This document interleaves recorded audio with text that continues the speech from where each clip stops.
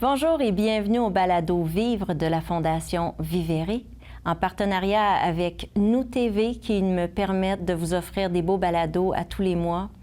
Aujourd'hui, je suis tellement contente, j'ai rencontré Roch Therrien de la clinique Neuroperformant qui va nous expliquer comment ça marche notre cerveau.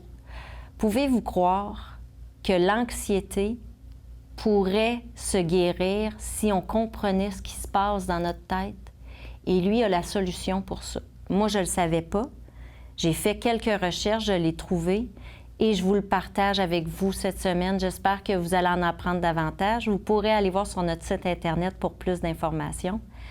Alors, je vous souhaite une très belle écoute.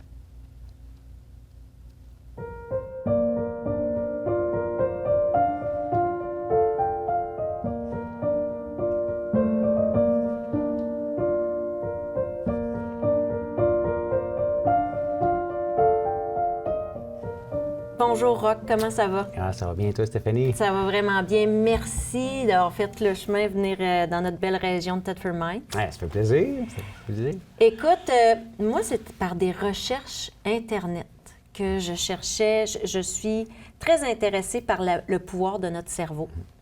Et j'ai trouvé le neurofeedback. J'aimerais que tu nous expliques c'est quoi. Bien, en fait, le neurofeedback, c'est l'entraînement du cerveau. Hein. On peut tous développer des capacités, peu importe, mais le neurofeedback, c'est vraiment comment que je peux prendre mon cerveau, comment il est aujourd'hui, puis l'améliorer. Comment je peux développer ma mémoire, ma capacité à gérer le stress, dans le fond, que ce soit pour mon humeur, peu importe. C'est des choses qui s'entraînent. Puis le neurofeedback, bien, c'est une technique qui permet de développer, dans le fond, les capacités, dans le fond, au niveau du cerveau, que ce soit, peu importe la problématique ou l'objectif qu'on veut atteindre. Puis c'est quoi? Tu mets une capine sur la tête. Comment ça marche, là? Mettons, pour ceux qui n'ont jamais entendu parler de ça. Bien, au début, ça peut faire peur parce que, en fait, en neurofeedback, il y a tout le temps deux étapes. Okay. Premièrement, tu sais, c'est de la science, c'est de la neurologie. C'est pas rien de farfelu, là. C'est vraiment... Non, c'est très scientifique, là. Très scientifique. Et première chose, bien, c'est qu'on fait une évaluation. Quand on fait une évaluation, bien, quelqu'un qui vient en clinique, bien, premièrement, il faut savoir... Qu'est-ce qu'on veut faire? Okay. On veut-tu travailler sur l'anxiété, la dépression, la concentration, peu importe. Après ça, on va faire ce qu'on appelle un QEG, un électroencéphalogramme quantitatif. Je ne sais pas si tu as déjà vu ça, la personne a un casque à la tête avec des électrodes. Là. OK, c'est ça. Je l'ai vu, je ne savais pas comment ça s'appelait. Merci. Et voilà. Puis en fait, on ne donne jamais de choc électrique avec ces appareils-là. Okay. En fait, c'est des appareils aussi qu'on utilise en milieu hospitalier. Mais le cerveau, c'est comme un ordinateur. Hein? Il y a des charges électriques. Puis quand on met une électrode à la surface de la tête, bien, l'électrode va aller capter ce message électrique-là. Puis quand on regarde les tracés, bien, c'est vraiment des tracés de signal électrique. Et ça, à partir de là, bien, on est capable de reproduire l'activité du cerveau en 3 dimensions. OK. Puis à partir de là, bien, on va voir, bien, telle région est hyperactive, telle région fonctionne au ralenti. Puis à partir de là, bien, on peut dire, bien, cette personne-là est anxieuse et effectivement, son cerveau est hyperactif. Fait que dans le fond, on fait les liens entre l'activité électrique du cerveau puis les problématiques ou les enjeux. Fait que la partie évaluation nous permet de faire ça, de faire les liens entre les symptômes, ce qui se passe au niveau du cerveau. Mais ce qui est le fun, c'est que c'est après, une fois qu'on a ciblé je ne veux pas dire le problème. Mais la cause de, mettons. La cause de. Bien, après ça, on est capable de cibler cette région-là du cerveau pour l'entraîner, pour la ramener vers la norme, pour qu'elle fonctionne mieux. Fait que quand on parle de neurofeedback, en fait, c'est cette deuxième partie-là, dans le fond, là, qui est de l'entraînement du cerveau pour... C'est souvent soit pour le stimuler ou soit pour le calmer, dépendamment de ce qu'on veut faire. OK. Puis tout ça se fait avec le casque. Ah, ouais. Ouais. Puis le principe de base en neurofeedback là, est vraiment simple. C'est le principe de la récompense ou le principe, dans le fond, du conditionnement opérant, là, si on utilise les vrais termes en psychologie. Oui. C'est les mêmes termes, un petit peu les mêmes principes que Pavlov, les chiens de Pavlov. Oui. Donc, bien, les chiens de Pavlov, pour ceux qui ne le savent pas, bien, quand on donnait de la nourriture au chien, on sonnait une cloche. Puis le chien, sans être conscient de ça, bien, il associait cloche égale nourriture. Puis après ça, on faisait juste sonner la cloche, puis le chien se mettait à saliver. Fait qu'il y avait une association qui était faite, puis à ce moment, c'était inconscient. Fait que le neurofeedback, c'est un peu cette même chose-là, ce même principe de conditionnement-là. Si on revient à un autre exemple sur les chiens, bien, si je veux dresser un chien à donner la patte, quand le chien donne la patte, je fais quoi? Une récompense. Et voilà. OK. Puis il faut que je le fasse une fois. Non, il faut le On répéter. répète, on répète. Fait en neurofeedback, c'est la même chose. Fait que si je prends le cerveau, je vais prendre une personne anxieuse. Une personne anxieuse, souvent, c'est une petite région au centre du cerveau, ça s'appelle les amygdales, c'est le bouton panique, le bouton d'urgence, c'est lui qui active le système nerveux central pour tous les symptômes d'anxiété. Et là, notre bouton panique est allumé, il est hyperactif. Fait que si je veux calmer le bouton panique, qu'est-ce que je fais? Je vais le lire en temps réel avec les appareils. Fait que la personne est en clinique, OK. elle est assise, on met le casque sur la tête. Au lieu de lire tout le cerveau, on va dire, bon, bien, nous, on va aller calmer le bouton panique. Fait qu'on va lire en temps réel le bouton panique. Puis à toutes les fois que le cerveau calme le bouton panique, je donne une récompense. La récompense, c'est que... C'est un gros diamant. Non, OK, c'est ça. La nourriture, une croquette. Non, en fait, c'est... devant la personne, il y a un écran. OK. Puis sur l'écran, là, instantanément, il y a une vidéo qui va se mettre à jouer.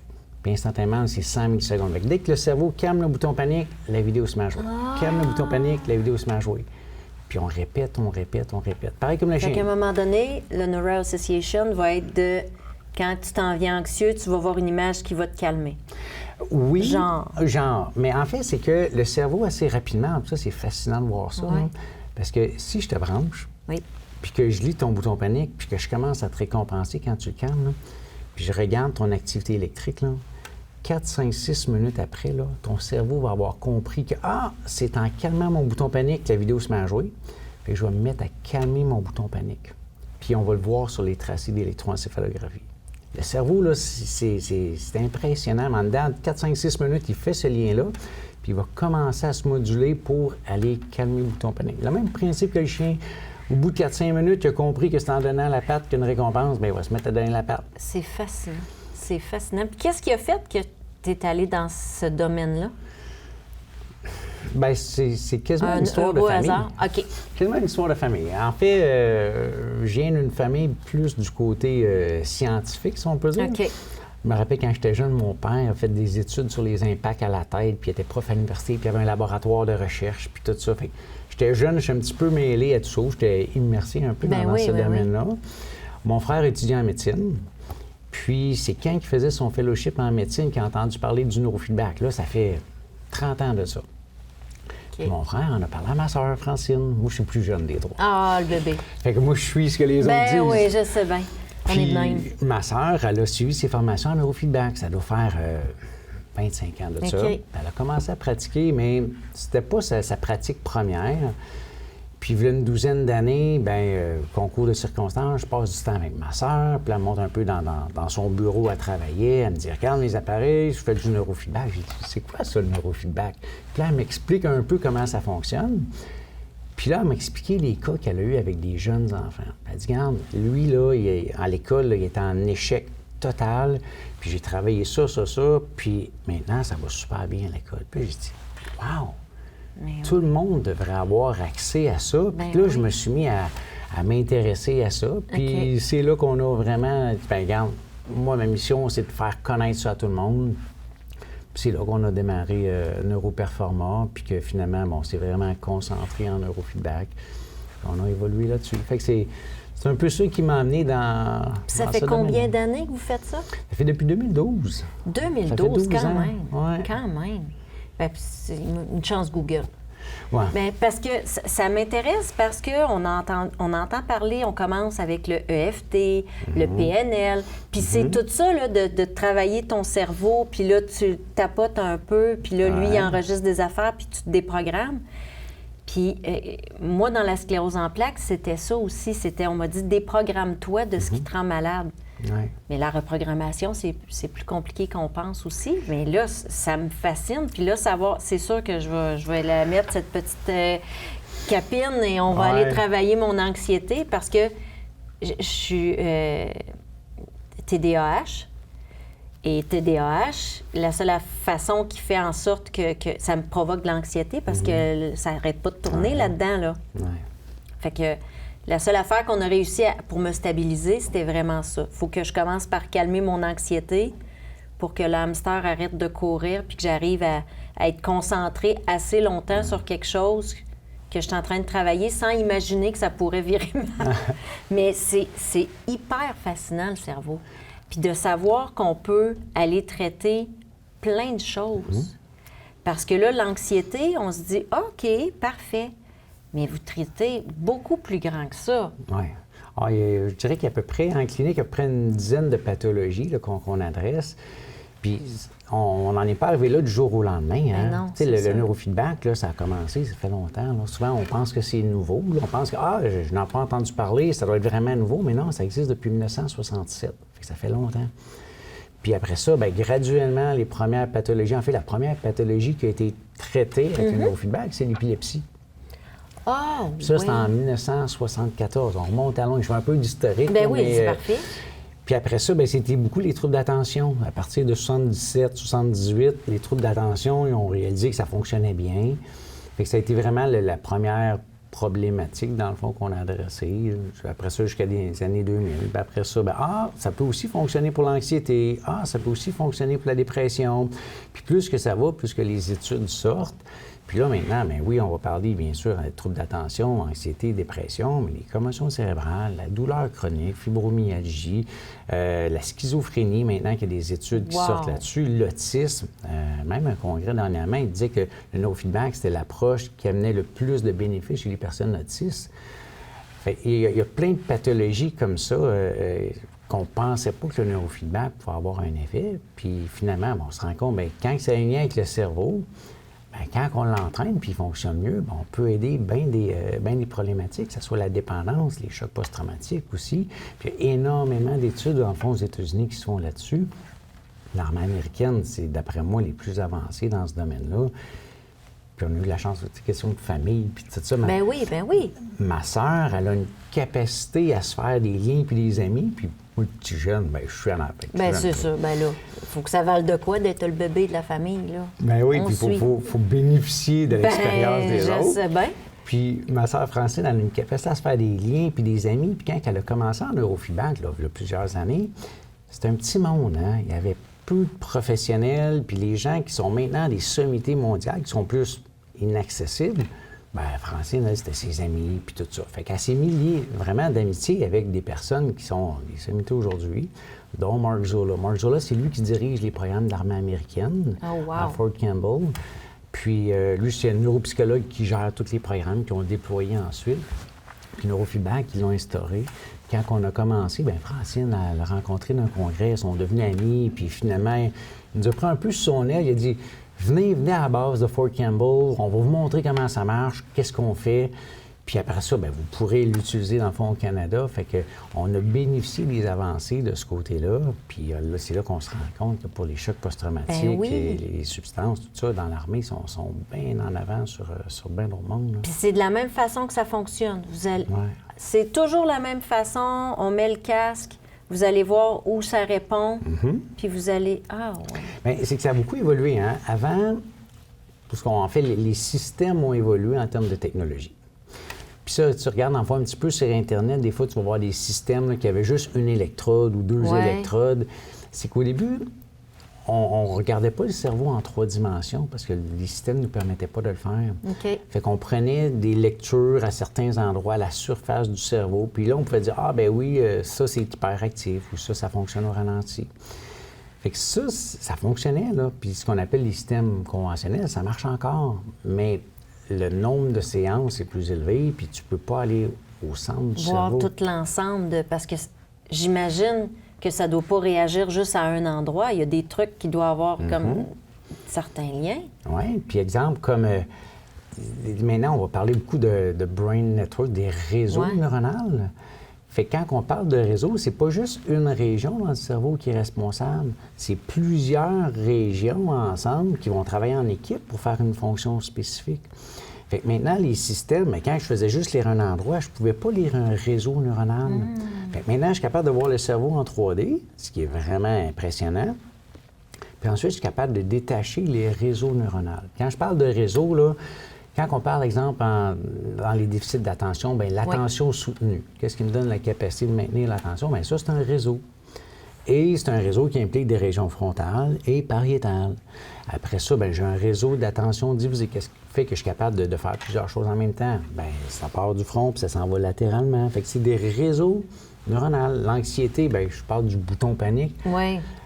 Mais oui, mais en fait, le bouton panique, il travaille avec d'autres régions, finalement, en surface frontale, en temporale, et ainsi de suite. Fait que c'est tous des réseaux.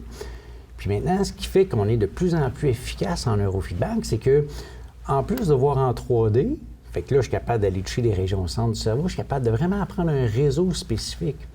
Qu'est-ce qui fait qu'on a, je sais pas moi, le circuit de l'humeur, on a un réseau neuronal qui gère l'humeur dans le cerveau. Puis on va prendre ce réseau-là, puis un peu comme une équipe. Puis on va analyser l'équipe. Bon, mais qu'est-ce qui va bien dans l'équipe? Tel joueur va bien. Ah, lui, il va pas bien. On va l'entraîner. Lui, il va pas bien. On va l'entraîner. Fait que les technologies ont beaucoup avancé. Puis plus qu'on est précis dans qu'est-ce qu'on entraîne, bien, plus qu'on va être efficace. Puis est-ce que c'est toujours les mêmes résultats que vous avez par rapport à, mettons, quelqu'un qui est dépendant? Il va s'asseoir dans votre chaise, puis vous allez pouvoir, avec l'analyse, dire « Ah, lui, c'est un dépendant ». On ne pourra pas dire à partir de l'activité électrique, faire un diagnostic ou supposer un diagnostic. OK. Mais par contre, on s'exemple dans la dépendance. Bien, la dépendance, on a surtout 3 régions du cerveau qui sont impliquées. Bien, on va dire, ces 3 régions-là vont moins bien. Fait que la personne qui a une problématique, on va pouvoir faire la corrélation avec l'activité du cerveau, mais on ne pourra pas juste partir du QEG pour dire, cette personne-là, elle a telle problématique. OK. Fait que ça expliquerait, par exemple, si on y va avec la dépendance, quelqu'un qui décide d'arrêter de prendre de la drogue. Il arrête ça, mais son problème de dépendance, il est encore là. Parce que souvent, ils vont le mettre sur autre chose. Ils vont se mettre à magasiner ou... Bon. Puis là, on pourrait s'asseoir sur la chaise et dire, OK, j'ai arrêté de consommer ma substance de choix. Maintenant, je veux arrêter d'exagérer une nouvelle affaire. Puis là, on pourrait le changer. Ben ouais, parce que c'est les mêmes patterns. Tu sais, puis si tu qu'on rentre un peu là-dedans, ça vient le fun. Oui, c'est le fun, ça. Le profil typique, ou en fait les régions du cerveau d'une personne qui a des problèmes de dépendance. Qu'est-ce qu'on a? Bien, premièrement, tantôt on parlait d'anxiété. Souvent, l'anxiété va être présente chez les personnes qui ont des problèmes de dépendance. OK. Et ça, dans le cerveau, bien, c'est quoi? Bien, c'est notre fameux bouton panique qu'on parle depuis tantôt. Et quand on fait l'électroencéphalogramme, on va aller voir le bouton panique. Ça, c'est un élément dans l'équation qu'il faut qu'on regarde. Est-ce que le problème vient de là? Peut-être que oui, peut-être que non. OK. La deuxième région du cerveau, le lobe préfrontal, à la surface. En fait, c'est comme le cerveau, là, mais au niveau de la surface. OK. Puis le préfrontal va jouer un rôle de jugement. Donc, si, exemple, j'ai une dépendance avec le jeu, bien, quand j'arrive au casino, là, puis que je viens de dépenser ma paye, là, le préfrontal, il est supposé dire c'est le temps d'arrêter, là. Là, tu viens de dépenser. Fait que c'est un peu le jugement par rapport à ça. Lui, c'est le contrôle un petit peu qui va jouer. Fait que est-ce que je suis capable d'avoir le contrôle sur mes impulsions, sur mes désirs et tout ça? Bien, le préfrontal va jouer ce rôle-là, un petit peu comme le maître d'œuvre pour dire « wow, c'est assez ». OK. Et ensuite, les personnes qui ont des dépendances, bien souvent, on va entendre « c'est plus fort que moi ». Ça n'arrête pas, j'arrête pas d'y penser, je suis pas capable de décrocher. Bien, le décrochage ou le fait que c'est plus fort que moi ou peu importe, bien, c'est en frontal, mais juste une couche en arrière. On appelle ça le gyrus singulaire antérieur. Puis lui, il va jouer un rôle, dans le fond, sur la flexibilité mentale pour dire est-ce que je suis capable de décrocher? Je pense au jeu 24 heures sur 24, j'essaye de décrocher, je ne suis pas capable. Fait que quand ton gyrus singulaire antérieur va bien, tu vas être capable de dire OK, je passe à d'autres choses, je vais revenir à une pensée, puis je peux revenir, mais je vais être capable d'avoir une certaine flexibilité de ce côté-là. OK. Fait que quand on fait l'analyse, bon, on va regarder ces 3 régions-là. Puis des fois, ça va être une, des fois, ça va être l'autre, puis des fois, ça va être l'autre, puis chez certaines personnes, ça va être les 3. Puis à ce moment-là, bon, on va cibler ça. Puis quand on fait l'électroencéphalogramme, on est capable de mesurer pour dire, bien, elle est déviante de tant par rapport à la norme, fait que c'est pas trop pire, puis celle-là est vraiment déviante par rapport à la norme, fait que ça risque d'être plus là, le problème. Puis tout est quantifié. Puis après ça, bien, ça nous permet d'être précis pour dire, bien, regarde, ça va pas si pire, mais dans le cerveau, on va vraiment cibler cette problématique-là. Parce que 20 personnes qui ont des problèmes de dépendance peuvent avoir 20 profils cérébraux différents. Puis quand on fait l'analyse, bien, on va faire des programmes d'entraînement qui vont être spécifiques pour chacune de ces personnes-là. Donc, si le frontal va bien chez une personne, on y touche pas, ça va bien, puis on va travailler sur l'anxiété ou l'autre. OK. Hey, c'est incroyable. Mais puis là, ça fonctionne avec les chocs post-traumatiques de la même façon. De la même façon. Parce que là, j'ai un neveu qui a été à l'armée. C'est pour entendre des feux d'artifice, là. Oui. Puis en fait, le neurofeedback, c'est le côté, je vais dire, neurologique. OK. Mais il n'y a pas juste le côté neurologique. Hein. Dans une approche, moi, je crois beaucoup à l'approche globale. Il n'y a pas juste un spécialiste pour traiter une personne. Le neurofeedback va toucher la partie neurologique, mais moi, je crois beaucoup, dans le fond, à la déprogrammation également. Fait que, si, exemple, quelqu'un a été, dans le fond, à la guerre, peu importe, un choc post-traumatique, bien oui, ton cerveau, dans le fond, c'est un peu les mêmes régions. Dans le fond, il va recevoir le bouton de panique qui va être là, donc qui va amener, dans le fond, un état d'urgence ou d'hypervigilance, parce qu'il pense qu'il est toujours en état de guerre. Fait que ça, c'est nos amygdales, notre bouton panique au centre. Souvent, plus vers l'arrière de la tête, il y a tout un réseau qu'on appelle le DMN, un mode par défaut, qui va gérer la partie émotive. Puis souvent, lui, va être déréglé aussi. Il va avoir des déviations quand on a un choc post-traumatique. Puis la partie émotive est bien difficile à contrôler. Puis après ça, ben oui, le préfrontal peut être impliqué dans le jugement parce que si, exemple, je reviens de peu importe la guerre, puis que je suis ici avec toi, bien, mon frontal devrait être assez fort pour dire, regarde, qu'il n'y a pas de danger. Là. Regarde, il ne tombera pas une bombe ici.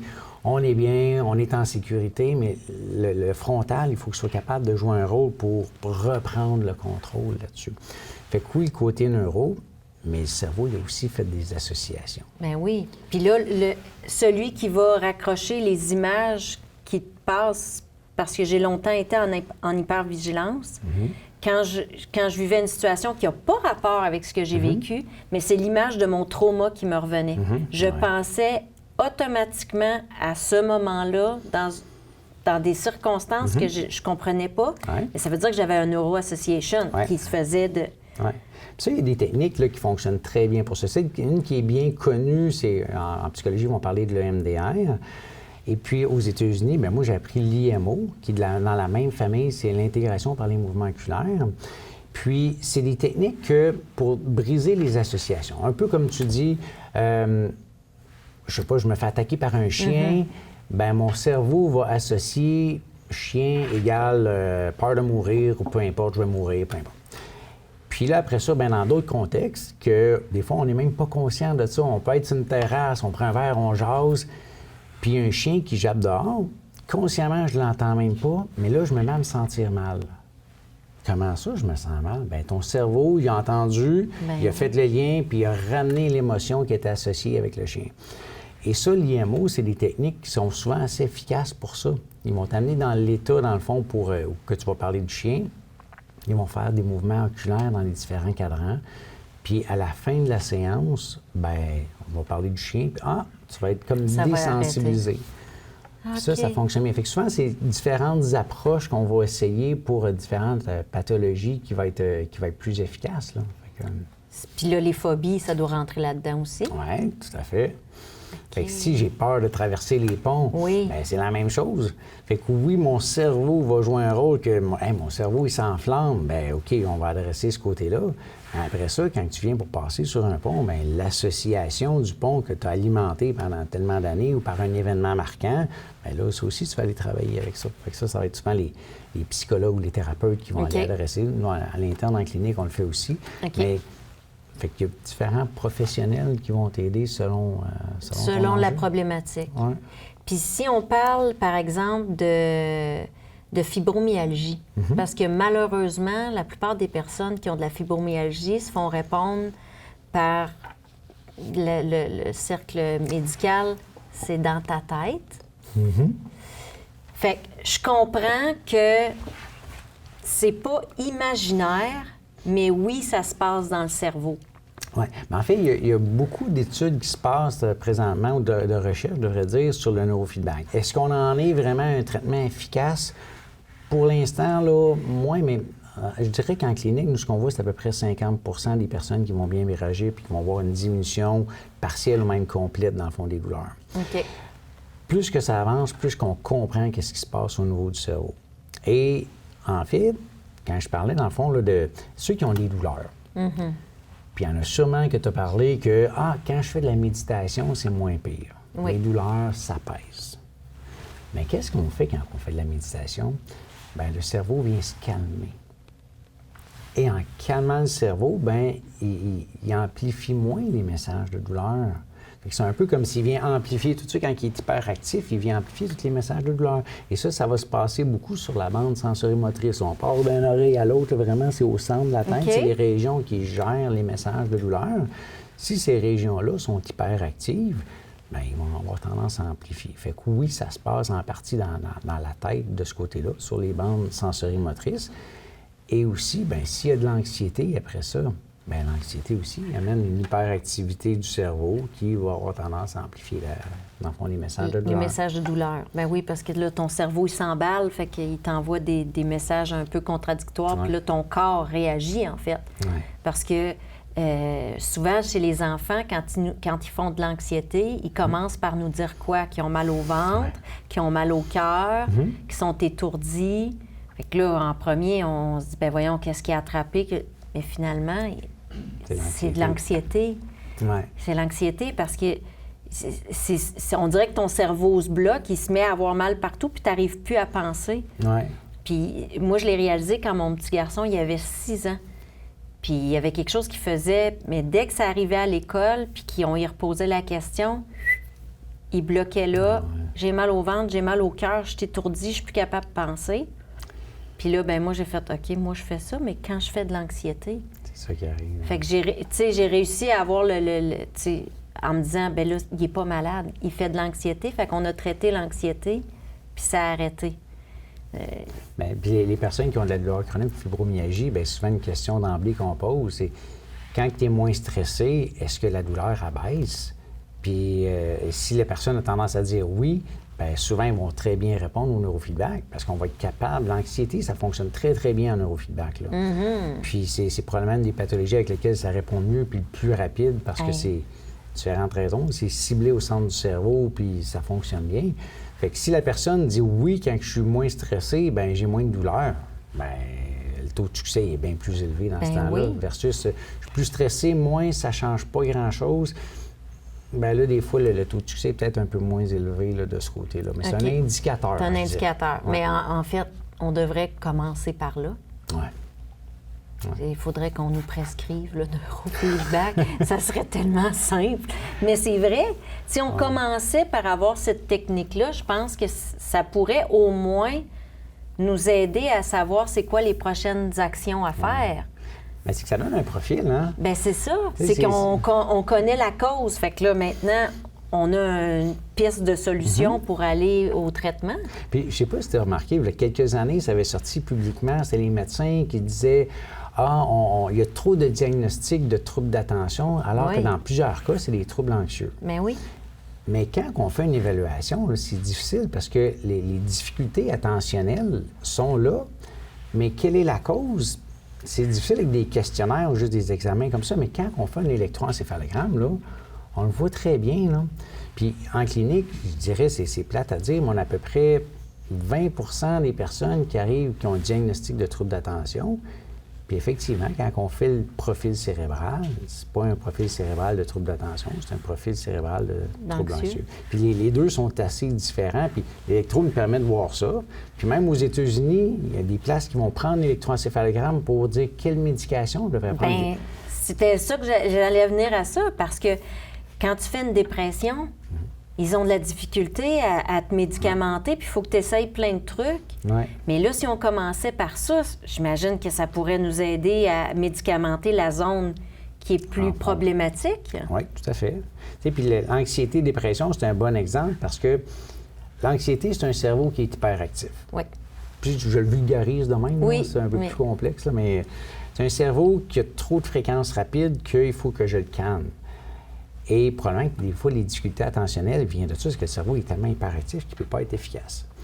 Versus un trouble d'attention, c'est l'inverse. C'est un cerveau qui a tendance à fonctionner plus au ralenti. Donc, dans les fréquences, il va manquer les fréquences rapides qu'il a besoin pour les processus cognitifs, puis avoir plus de fréquences lentes qui vont faire en sorte qu'il va tomber dans l'une. Mais la problématique attentionnelle peut être la même. Puis quand tu fais le profil des deux, bien, lui, c'est un cerveau hyperactif. Il ne va pas le calmer. Il ne va pas le stimuler. Puis l'autre ne va pas le calmer. Bien oui, c'est ça. Fait que, parce qu'à un moment donné, Moi, je suis de la génération où ils commençaient à donner du Ritalin. Ma mère n'a pas voulu. Mais c'était ça, là. On donnait ça comme des... On essaye, on va nous donner ça comme des Smarties. Mais si on faisait ça, parce que j'imagine qu'il n'y a pas d'âge pour suivre un traitement. Bien, je dirais que nous, on commence en clinique à partir de l'âge de 7 ans. Mais, ça commence avant. En fait, ça fonctionnerait avant. Mais cliniquement, avant 7 ans, des fois, c'est difficile un peu. Tu sais, un enfant de 3 ans qui fait des crises, puis il y a quand même un appareil qui vaut cher là, sur la tête. C'est ça, non, mais ça peut... Oui, non, ça peut... Puis ça peut... De toute façon, à cet âge-là, ils ne sont pas capables non plus de t'exprimer nécessairement dans les bons mots ce qu'ils ressentent ou de faire les exercices qu'ils doivent faire pour faire réagir, j'imagine? Bien, en fait, ça, l'enjeu n'est pas là, parce que le cerveau va comprendre pareil. Puis ça, c'est même avec des poupons là, de quelques mois, je pense que c'est 3 mois, quand ils faisaient ces tests-là en neurofeedback, le cerveau du poupon réagit. Fait que c'est le principe de la récompense. Fait que tu le veuilles, que tu le veuilles pas... Ça réagit tout seul. Tu sais, le chien de Pavlov, je reviens à ça, il n'était pas conscient que la cloche sonnait, puis on lui donne la nourriture, puis ça fonctionne pareil. OK. Fait que c'est pas l'enjeu de est-ce que l'enfant va être capable de se mettre dans un état pour être efficace, parce que le cerveau va comprendre pareil. Okay. C'est plus cliniquement que si l'enfant, il bouge, bien, l'électroencéphalographie, il ne faut pas que tu bouges, parce qu'il est hyper sensible. Fait que c'est un enfant qui bouge, bien, ça ne marchera pas super bien, parce que tu n'auras pas une bonne qualité de signal. Fait que, puis ça peut être un peu dangereux pour l'équipement aussi que... un enfant qui fait une crise puis qui arrache le casque, mais ça vient coûter 1000 $. C'est pas le but recherché. Mais est-ce que ça se fait, par exemple, sur des comas? Êtes-vous capable de voir s'il y a encore quelque chose qui bouge là? Ou... Moi, je ne suis pas rentré là-dedans, mais il y a quelques études qui ont été faites. Dans le fond, des groupes de recherche qui s'intéressent à ça. Moi, je ne peux pas m'avancer. Il faudrait que je fasse des recherches spécifiques à ça, mais c'est pas notre clientèle. C'est pas dans cette clientèle-là. C'est plus dans la clientèle, on est en vie puis on veut mieux vivre. Oui. Puis on peut performer plus aussi. Là, on parle de pathologie, mais le cerveau, là, le neurofeedback, c'est fait pour l'entraîner positivement aussi. Quand on parle des athlètes, quand on parle des hauts gestionnaires ou juste un étudiant qui dit « Ah, moi, je veux être plus performant », souvent, on associe le neurofeedback à un traitement de pathologie. Mais non, la performance là, chez les athlètes, chez les hauts gestionnaires, on le voit beaucoup. Là. J'ai besoin d'avoir ce casque-là sur la tête. Mais c'est vrai, au lieu de régler un problème, on peut s'améliorer directement, de travailler plus notre cerveau. Est-ce que... Parce que là, c'est quoi? C'est 20 de notre cerveau qu'on utilise, 10 c'est quoi? Ça dépend. Je ne me prononcerai pas là-dessus. Mais ça vient-tu jouer avec ça? C'est-tu... Si on pratique notre cerveau, quand tu dis on pratique notre cerveau, dans le fond, c'est qu'on l'habitue à penser plus efficacement? En fait, il devient plus efficace. OK. Puis, sans trop rentrer dans les détails, quand tu pratiques quelque chose puis que tu le développes, il y a plus de neurones qui vont travailler ensemble. Puis en fait, quand ils vont se mettre à synchroniser, si je peux dire, en anglais, ils vont dire « if they fire together, they wire together ». Donc, s'ils déchargent ensemble, ils vont se fusionner. OK. Et si j'ai 2 neurones qui déchargent mais pas synchrones, ça ne me donne pas beaucoup de puissance. Si je les prends les deux ensemble, puis que les deux déchargent en même temps, j'ai plus d'électricité. Donc, j'ai 2 fois plus d'électricité, j'ai plus de puissance. Fait que quand je développe des profils pour augmenter, dans le fond, la puissance du cerveau, ce que je fais, c'est que j'habitue les neurones à décharger en même temps pour donner plus de puissance. Plus de puissance égale plus de capacité pour faire les fonctions auxquelles vont être assignées. OK. Fait que moins de fatigue mentale. Bien, ça peut être ça, oui. En fait, tout dépendamment de qu'est-ce qu'on cible. Exemple, quelqu'un qu'on va entraîner l'attention soutenue. Bien, l'attention soutenue, on a besoin d'avoir des fréquences rapides. Là. C'est de l'énergie qu'on a besoin pour être concentré, être focus. Bien, on va concentrer là-dessus, puis on va récompenser le cerveau quand il en produit plus de ces fréquences-là. Puis pour le faire, il va se mettre à synchroniser des neurones à décharger ensemble, on va avoir plus de puissance. Plus de puissance, je vais être capable de maintenir mon attention plus longtemps dans le réseau neuronal de l'attention soutenue. Je sais pas si... Oui, j'ai tout compris. Hey, je le mets tellement en application dans ma tête en ce moment, là, je suis là, Mais c'est tellement puissant. Oui, puis il y en a là, c'est quand même assez fascinant, là, puis j'ai travaillé avec plusieurs athlètes. Tu sais, des athlètes, puis si tu regardes un petit peu sur il y a des athlètes là, de niveau mondial, là, les Lucian Boutet et autres. Là. Oui. Gabriela Papadakis, qui est la championne du monde de patinage artistique également, qui a fait sa commotion et tout ça. Puis c'est des athlètes, c'est des hyper performants. Fait que déjà là, sont déjà là, au sommet de l'échelle, là, c'est les meilleurs dans leur discipline. Dans le domaine, oui. Puis encore là, on est capable de les pousser vers le haut. Et c'est en entraînant le cerveau. Puis il y a des choses avec les athlètes, c'est le fun. On mesurait les temps de réaction. Attends, les boxeurs, avec une gang de boxeurs. Puis au début, dans le fond, tu prends le boxeur, tu mesures ses temps de réaction. Puis après ça, on entraîne le système neurologique. Dans le fond, c'est beaucoup le derrière la tête qui traite le traitement visuel. Fait que si, exemple, je suis un boxeur puis qu'il y a un coup de poing qui s'en vient, bien, il faut que mon cerveau prenne l'information visuelle, va la traiter en arrière, puis ouf, j'ai une réaction pour me tasser. Et tout ça, les temps de réaction, quand on entraîne ces réseaux neuronaux-là, on voit les temps de réaction qui viennent de plus en plus rapides. Puis c'est pas 1 ou 2 là, des fois, là, ça va être des 5-10 plus rapides. Ben oui. Mais si je suis un boxeur, puis mes réflexes ou mes temps de réaction sont 10 plus rapides, ça fait toute la différence entre je mange un coup ou je le mange pas. Ou je le mange pas, ou j'arrête la puck de hockey quand je suis un goaler ou je l'arrête pas. Fait que ça, chez les athlètes, dans le fond, là, c'est toutes des choses qu'on entraîne. Puis chez les athlètes, bien, il y a tout le temps un volet de gestion d'anxiété. Parce que, à un moment donné, physiquement, il stress de performance. Et voilà. Est-ce que, souvent, physiquement, ils vont arriver pas mal au même point, puis c'est la journée de la compétition que ça va se passer. Si moi, je suis à l'aise, je vais bien, je performe bien, bien, je vais passer en avant. Si je croule sous le stress, c'est là que l'autre va passer en avant. Fait que la gestion du stress ou de l'anxiété, ça joue beaucoup chez les athlètes. Fait qu'il faut que tu sois capable de gérer ça. Fait que ça s'entraîne bien aussi. La récupération, la qualité du sommeil. On sait que la nuit, c'est là qu'on récupère. Oui. Dans le cerveau, c'est beaucoup les fréquences lentes là, qui nous permettent là, de récupérer, d'avoir une qualité de sommeil. Puis c'est là qu'on intègre l'information. Fait que si je m'entraîne le jour, la nuit, je veux récupérer, puis je veux intégrer ce que j'ai appris. Fait que ces fréquences-là, on en a besoin. Fait qu'en travaillant sur ces fréquences-là, bien, les athlètes vont avoir un meilleur sommeil. Ils vont se réveiller le matin et dire, au lieu d'être fatigué, là, je suis en forme, je me lève puis je pars. Parce que ça, c'est le cerveau. Quand tu te couches puis tu es plus fatigué que quand tu t'es couché, c'est pas normal, c'est pas bon, hein? OK. C'est pas bon. Décidément, on prend rendez-vous quand je sors d'ici. Puis, on parlait des commotions cérébrales. Oui. Comment que ça peut aider une commotion cérébrale? J'ai toujours pensé que les commotions cérébrales, que les dommages que ça faisait, c'était irréversible. Bien, on ne peut pas tout guérir. Okay. Puis ça dépend de la sévérité. OK. Fait que ça, il faut faire... faut faire attention à ça. Il faut faire attention. Ce n'est pas une solution miracle qui va tout guérir, tout remettre à neuf. Ça, c'est clair. Est-ce qu'on est capable d'aller chercher des gains? Tout à fait. OK. Puis les commotions cérébrales, c'est fascinant parce qu'elles sont toutes différentes. Hein? Puis ça va dépendre de l'impact à quel endroit.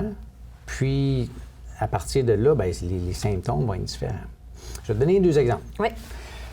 Si j'ai un accident d'auto, puis je me fais frapper le préfrontal gauche, bien, le symptôme surtout qui risque de sortir, ça va être la dépression. Parce que le préfrontal gauche est responsable de générer des émotions positives. Fait que ça, je vais être plus enclin à ça. Versus si c'est plus en arrière de la tête, bien là, le traitement visuel est là. Fait qu'à ce moment-là, la lecture, je suis sensible à la lumière et tout ça. Si les régions au centre du cerveau, bien, ça va être plus en lien avec la mémoire. Puis on parlait de l'attention soutenue, l'attention divisée, tout ça. Fait que dépendamment des régions du cerveau qui subit l'impact, bien, les symptômes vont être différents. Fait que les commotions cérébrales, on ne peut pas toutes les mettre dans le même panier. Une commotion, c'est ça. Ce qu'on fait, c'est que la commotion arrive, puis on dit, bien, c'est quoi les symptômes? C'est-tu des problèmes de mémoire, d'attention? Il y en a que ça va être l'anxiété, il y en a que ça va être l'humeur, peu importe. Puis là, on va aller vérifier les réseaux neuronaux de ça. Puis après ça, on va l'entraîner de manière spécifique. Fait que les commotions, on en a de tous les sens. Puis des fois, c'est un petit peu l'effet coup contre coup. OK. Fait que si, exemple, je suis en patin, je glisse, je tombe, je me frappe le derrière de la tête, bien, le cerveau, dans la calotte crânienne, il va aller frapper ici, mais après ça, il va être compressé là, il va être étiré là. Fait que dans le sens opposé. Fait que l'effet coup contre coup, quand le cerveau se promène, bien, il peut avoir des dommages à 2 endroits. Des 2 côtés. L'effet impact premier, puis l'impact secondaire, en fait. OK. Bien, comme le bébé secoué. Et voilà. OK. Fait que les commotions, c'est le fun. En fait, c'est le fun. Scientifiquement, c'est stupéfiant parce que ça allume plein de choses. Puis là, l'important d'avoir le 360 du cerveau. Oui. Parce que là, quand vous y alliez juste une zone à la fois, la commotion, elle tu sais pas où est-ce qu'elle a touché. Puis, puis c'est quoi les autres pathologies qui ont des... On parlait de l'autisme. Oui. Bien, l'autisme, ça a beaucoup évolué parce que quand on parlait des réseaux neuronaux, là, quand on parle d'un réseau, on parle d'une équipe. OK. Une équipe, là, je vais prendre une équipe de hockey. Ouais. Qu'est-ce qui fait que mon équipe de hockey est performante? Bien, j'ai mes joueurs individuellement, il faut qu'ils patinent vite. Et la deuxième chose, il faut qu'ils communiquent ensemble. Fait que le volet communication dans une équipe devient important. Puis en neurofeedback, ça fait pas si longtemps que ça qu'on a appris ce volet-là. Ça fait près d'une quinzaine d'années. Au début, on le mesurait, puis on disait « c'est important, on ne sait pas », puis fait que finalement, ça a évolué, puis le volet de communication, finalement, dans certaines pathologies, il est encore plus important que le volet de puissance, comme on parle tantôt. Et l'autisme en fait partie. Okay. Fait que quand on prenait une personne autiste, exemple, une dizaine d'années, on ciblait les régions du cerveau, on voulait les stimuler un peu comme quelqu'un qui a un déficit d'attention. Ouais. On avait un certain taux de succès avec ça. C'est quand même intéressant. Là, il y avait une réduction, dans le fond, sur les scores d'attente, sur les scores, dans le fond, d'autisme qui descendaient. Fait que ça, c'est intéressant. Puis après ça, on fait avec les nouveaux appareils, comme on a, là, qu'on mesure la communication. On dit, on va comparer. On va travailler en puissance versus, on va travailler juste la communication dans le cerveau. Mais quand ils travaillaient la communication, les résultats étaient 3 fois plus importants. Fait que ça, c'est toutes les avancées technologiques qui me permettent de dire, dans le cas de l'autisme, il faut voir ça d'une autre manière. Parce que là, c'est vraiment plus la communication qui va être un enjeu. Puis quand on entraîne ça, on va être plus efficace. On n'aurait pas pensé. C'est vrai, moi, j'aurais pensé que c'était plus l'autre que la communication. Fait que c'est toutes des choses que la science nous permet d'avancer. Puis, dépendamment de la pathologie, il faut l'adresser. Ça fonctionne. Ça fonctionne pas. Oui, puis il y a différentes sortes d'autisme aussi. J'imagine qu'il faut les aborder complètement différemment un de l'autre, parce qu'il y en a qui sont hyper stimulés, puis qui apprennent très vite, puis tout ça, puis d'autres qui sont dans un état... Oui, puis ce qui est le fun aussi en neurofeedback, c'est que quand la personne a des forces, on y touche pas. Toi, on est capable de dire, ça, tu as vraiment une force de ce côté-là, puis on a des marqueurs, ça, t'es en haut de la moyenne, en haut de la norme, ça, on touche pas à ça. On va aller travailler sur les lacunes. Fait que ça, c'est le fun que tu es capable de dissocier, parce que tu veux pas juste normaliser, tu sais, ce qui est les forces, tu veux pas être diminué pour aller compenser les faiblesses. Non. Fait que ça, on est capable vraiment de départager ça, puis quand on fait l'analyse, c'est le fun là, de faire tout ça. Là. Puis c'est combien de temps, mettons, on arrive dans ton bureau, puis on s'assoit, je dis mes symptômes, on commence le traitement. Après combien de traitements je peux voir une amélioration ou une différence? Bien, quand on regarde le EEG ou les tracés du cerveau, là, après une séance, on voit les changements. C'est quand même le fun de voir ça. Là. Est-ce que toi, tu vas voir les changements après une séance? Non. Probablement pas. Non. Il y en a qui disent que oui, mais après une séance, là, ça peut être du placebo ou autre. Souvent, là, ça va être 4-5 séances. Là, tu vas arriver et tu dis « Hey, Rock, je me sens bien aujourd'hui, là, je ne suis pas stressé, il t'est arrivé telle situation. » Ça ne m'a pas dérangé ou j'ai bien dormi. Souvent, là, c'est après 4-5 séances que là, les gens, dans le fond, vont vraiment commencer à sentir les changements. Puis souvent, pour une problématique spécifique, ça va être une 12aine de séances. OK. Puis les gens vont venir 2 fois par semaine, des fois entre 1, 2, 3 fois par semaine, dépendamment. Mais si tu viens 2 fois par semaine, c'est 6 semaines. 1 mois et demi. Puis exemple, ton anxiété, souvent, c'est tu atteins tes objectifs de ce côté-là. Là. Fait que, puis après ça, ça va durer, là.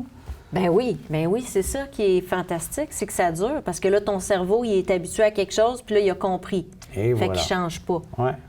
Puis est-ce que ça va aussi loin que, par exemple, quelqu'un qui a des troubles alimentaires? Est-ce que ça a rapport avec le cerveau? Oui. Bien, quand on parlait des dépendances, ça rentre puis les troubles alimentaires, c'est les mêmes profils. OK. Souvent, dans les troubles alimentaires, tu vas avoir de l'anxiété qui va être là. Ouais. Puis après ça, tu vas avoir le frontal qui est le jugement, qui dit peut-être que je devrais arrêter de manger ou je devrais peut-être pas me faire vomir. Puis après ça, tu as les pensées obsessives qui fait que je suis pas capable de décrocher de l'idée de la nourriture. Fait que ça, c'est le même profil cérébral que les personnes qui ont des dépendances.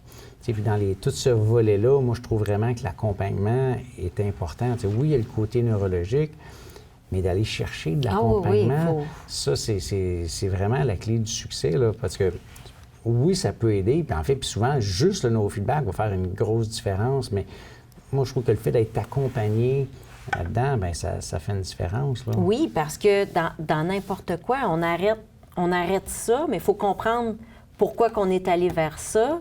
Puis, tu sais, c'est parce que souvent, c'est le langage qui va couvrir autre chose, là. Il y a des trucs qu'on n'a pas dit, puis on s'est... Tu sais, va savoir comment on s'est programmé pour se dire « Ah, ben là, ça me fait du bien jusqu'à temps que ça me fasse plus de bien. » Ouais. Fait que c'est un peu ça. Fait qu'une fois du moins que notre joueur principal est dans notre équipe, au moins, on peut guérir le reste. Ouais. Mais je pense que l'anxiété a l'air d'être un joueur de toutes les équipes, hein? Ça se peut-tu? Ah, c'est souvent là. Il est souvent là, lui, hein? Bien, tu sais, quand on parle des troubles d'attention, souvent, c'est moins présent. Souvent, l'anxiété va être générée par les difficultés qu'on a. Oui, bien, par l'entourage plus, parce que celui qui n'a pas d'attention, tant que tu ne lui rappelles pas qu'il n'y a pas d'attention, ça va super bien. C'est ça. à force de te faire dire « Hey, ouais. reste avec moi. » Allô? Tu fais comme... OK, j'étais où, là? Qu'est-ce qui se passe? Qu'est-ce que je viens de te dire? C'est là que l'anxiété rentre en ligne de compte, mais... Puis l'anxiété pour l'entourage aussi. Oui, c'est ça, exactement. Mais, puis je pense que ça, c'est un peu... malheureusement, on le transmet. Puis c'est drôle, hein, parce que quand on regarde le profil cérébral d'un parent puis de l'enfant, ça arrive souvent que ça se ressemble. Puis je me rappelle d'en avoir vu, j'en ai vu des milliers là, d'images. Là. Puis là, tu as la mère, puis là, tu as la fille. Puis tu regardes, là, puis c'est les mêmes patterns là, en 3D. Tu regardes ça, tu vois, la pomme n'est pas tombée loin de l'arbre. Là. Ben fait non. Que, puis... Ben, j'avais peur des ponts. Je comprends pas pourquoi j'avais peur des ponts. Puis un jour, on passait sur un pont, puis ma mère, elle a dit « Ah, ce que j'ai peur des ponts! » Mais si depuis que je suis toute petite, que quand on passe sur des ponts, ma mère dit « J'ai peur des ponts », moi, je viens de me faire... je l'ai enregistré. Ouais. Puis là, je dis, bien, moi, j'ai pas peur des ponts. Puis là, je me suis déprogrammée à ça parce que... Ouais. Mais imagine que ça peut le faire, que ça soit pas moi qui force pour le faire. J'aimerais ça. Écoute, dans la Fondation, parce que la Fondation, on soutient les femmes, on aide les femmes, justement, en trouvant des solutions comme ça qui sont autres que ce qu'on connaît déjà, on essaie de leur faire voir un peu tous les horizons pour les aider quand elles traversent les épreuves, mais aussi quand elles ont traversé l'épreuve. Comme par exemple la dépendance. Souvent, les femmes ont arrêté de boire, mais le trou qu'elles ressentent en dedans reste là. Et nous, c'est pour ça qu'on se dit, on est là après. Tu as arrêté de boire, qu'est-ce que tu peux faire après? Et c'est là qu'on trouve des solutions comme c'est là toi. Que ça devient intéressant. C'est ça qui est intéressant. Et la fondation s'appelle Vivere, qui veut dire vivre en italien parce que je suis italienne. Et, mais c'est la déclinaison de 3 mots super importants qui sont vivre, vérité et rétablissement. Je t'écoute parler depuis tantôt. Tu as l'air d'être un homme passionné par ce que tu fais. Je suis. Écoute, si tu arrives à le transmettre, c'est incroyable. J'aimerais savoir pour toi, le mot « vivre », qu'est-ce que ça signifie? Bien, vivre, moi, je pense qu'on est tous ici sur la Terre pour vivre. Puis je m'en venais tantôt en auto, puis tu m'avais posé ces questions-là. Ça veut dire quoi? Puis moi, vivre, pourquoi on est ici? C'est pour être heureux. Moi, c'est peut-être simpliste, là. Bien, pour moi, vivre, c'est être heureux, puis on est heureux, bien, qu'est-ce qui va nous rendre heureux? Ça va être différent pour chaque personne. Tu sais, il y en a que ça va être l'amour, l'accomplissement, la réalisation, donner, se dépasser, contribuer. Fait que tout ça, pour moi, dans le fond, ça nous amène à vivre. Puis vivre, c'est... On est ici sur la Terre pour être heureux. Moi, c'est vraiment simpliste, mais ma définition, c'est un peu ça. C'est pas physiologiquement un cœur qui bat dans un corps, là. Vivre, c'est qu'est-ce qu'on ressent, qu'est-ce qu'on a dans nos tripes, puis ça, bien, qu'est-ce qu'on veut tout ressentir, c'est le bonheur. Fait, moi, quelqu'un qui dit « Hey, je vis, j'ai l'impression de vivre », bien, c'est quelqu'un qui se sent bien puis qui se sent vibrer. Fait, moi, c'est vraiment ma définition de vivre, là. Peut-être un peu trop simple, hein? Non, c'est parfait. C'est parfait parce que quand on comprend ça, c'est là qu'on se rend compte qu'on se complique la vie un peu trop. Ouais. Parce que Tu sais, dans le fond, on veut juste jamais être en mode survie. Ouais. Puis notre vie, si on la remplit de plein de petits bonheurs, ça va faire notre gros bonheur. Puis il faut trouver qu'est-ce qui nous rend heureux. Et voilà.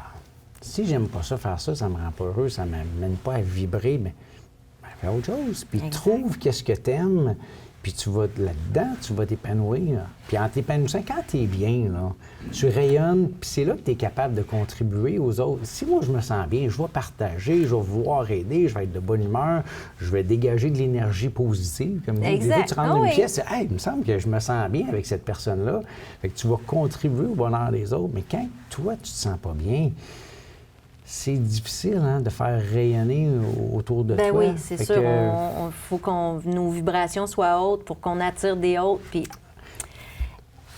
vérité. Bien, je vais être plate un peu dans ma réponse, mais c'est mon côté cartésien qui va sortir. C'est bien correct. Puis, vérité, c'est de ne pas se cacher qu'est-ce qui se passe. Puis moi, dans mon travail, c'est ça qu'on fait. On fait des électroencéphalogrammes. Bien, je ne veux pas dire que c'est la vérité pure et dure qui sort, mais quand même, tu ne caches pas le fait que, mais voici qu'est-ce qu'il y en est. Voici c'est quoi le portrait. Où c'est que j'en suis aujourd'hui? Pour moi, c'est un peu, la vérité, c'est, regarde, cachons-nous pas, là, ou on ne se fait pas des histoires. C'est quoi le portrait aujourd'hui? Puis, à partir de là, bien, qu'est-ce qu'on en fait? Bien, c'est la plus belle définition. Je pense, pour vrai, c'est juste ça. C'est juste arrêter de se mettre des masques. Les vérités, là, souvent, on les sait. Puis si des fois, on veut pas se l'avouer. On veut pas se l'avouer. C'est aussi simple que ça. Mais là, écoute, si on se fait brancher puis qu'ils nous le disent, écoute, tu peux pas demander mieux, là. Ouais. T'sais, toi, tu l'as, la vérité en pleine face, puis en plus, tu es capable d'avoir des réponses. Ouais. C'est ça qui est le fun, parce que je pense que dans notre cerveau, c'est ça qui doit être fascinant. Parce qu'en fait, tu le sais, ton cerveau n'arrête pas de te le dire d'un million de façons, mais tu ne veux pas le comprendre. Puis on vient dans ton bureau, puis là, tu mets le doigt dessus, puis tu dis, bien, arrête de tourner autour, c'est ça. Et voilà. Ouais. Donc, le rétablissement.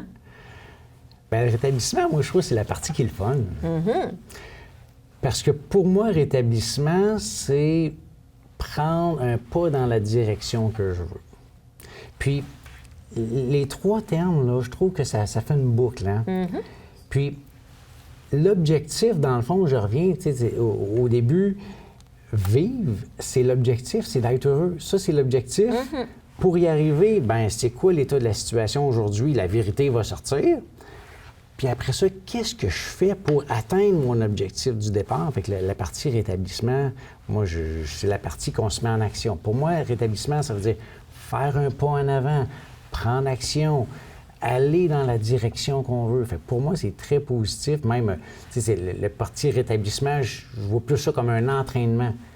Prendre action, qu'est-ce que je fais? Tout à fait. Puis à chaque jour, tu sais, on peut se permettre de... Oups, des fois, tu vas vers une direction, tu te dis, je pense que j'aimais ça. Non, finalement, j'aime pas.